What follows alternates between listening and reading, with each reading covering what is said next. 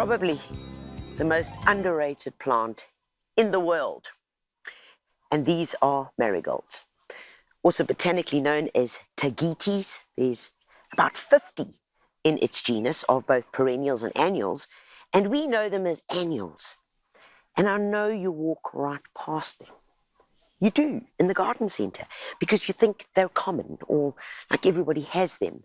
But guys, there are varieties that blow my socks off. Therefore, they should really blow your socks off. From the little dwarf lemon drops, as we used to know them, I mean, look at them.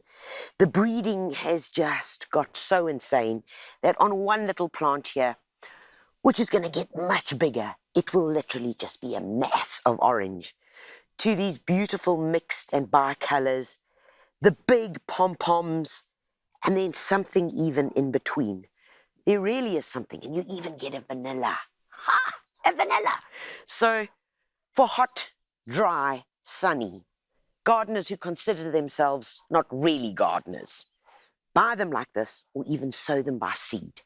And if you want something just a little bit edgy, there's even this beauty. And look at it.